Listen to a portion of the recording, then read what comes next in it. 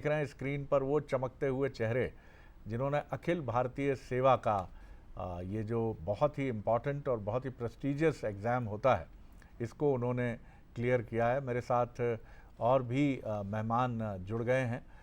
समीर गोयल साहब मेरे साथ जुड़ गए हैं, बहुत स्वागत करता हूं समीर आपका। और सचिन गोयल साहब भी जुड़ गए हैं। और ये ब्रदर्स की जोड़ी है सर, ये इरफान पठान साहब और उनके जो भाई साहब होते हैं उसकी तरह है और बड़ी ज़बरदस्त जोड़ी है।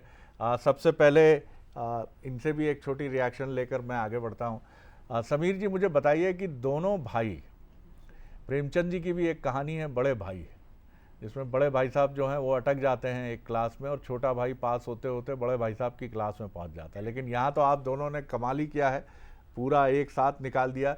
तो बड़े आप में से बड़े कौन है? समीर बड़े हैं, सचिन बड़े हैं?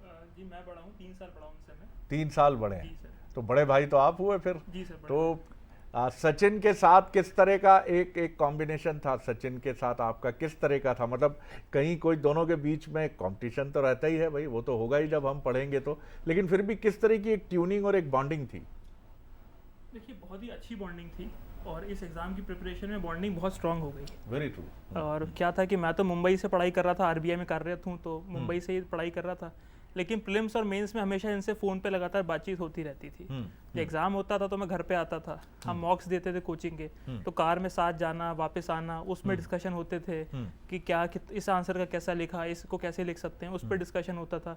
वैचारिक मतभेद भी थे कि भाई इसमें ऐसा लिख सकते थे, फिर ये बोलता था देख कोचिंग में मेरे को इसमें अच्छे नंबर मिल गए, तूने तेरे से अच्छा लिखा मैंने, फिर मैंने इसमें बोला कि नहीं नहीं यार इसमें और अच्छा लिख सकते थे। तो वो बहुत अच्छा था। और इंटरव्यू के टाइम खासकर बहुत हेल्प मिली।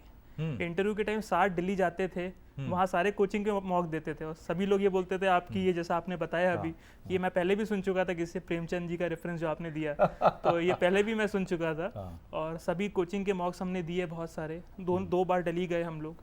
तो बहुत अच्छी बॉन्डिंग हुई जब भी साथ साथ गए, डिस्कशन करना टॉपिक्स पे, ओपिनियन बनाना, डाइवर्स इश्यूज़ पे बात करना, तो बहुत ही अच्छी बॉन्डिंग स्ट्रांग हुई मेरी इनके साथ। जी जी जी। ये भी मुझे बताइए कि आप मुझे समझाइए ज़रा इसको लेकर कि सबसे वो नुस्खा सब जानना चाहते हैं, नुस्खा होता नहीं है और ये डिपेंड करता है हर आदमी पे। जैसे बुद्ध ने कहा था कि अपना दीपक स्वयं बनो। आप जब तक खुद नहीं अटेम्प्ट करोगे जब तक आप आगे नहीं बढ़ पाओगे।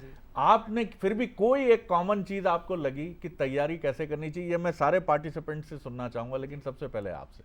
जी देखिए, मैं मानता हूँ सबसे ज़रूरी जो चीज़ इस एग्ज़ाम के लिए खासकर है वो है रिवीजन।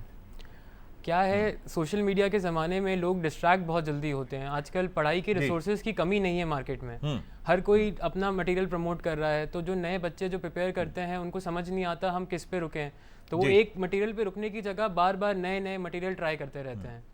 मेरा मानना ये है कि कुछ स्टैंडर्ड बुक्स जो होती हैं उनको बार बार रिवाइज करिए और प्रैक्टिस करिए। रिवाइज एंड प्रैक्टिस, अगर आप इसको एक लाइन में नुस्खा चाहते हैं तो शायद रिवाइज एंड प्रैक्टिस ही एक इसका नुस्खा है। इसके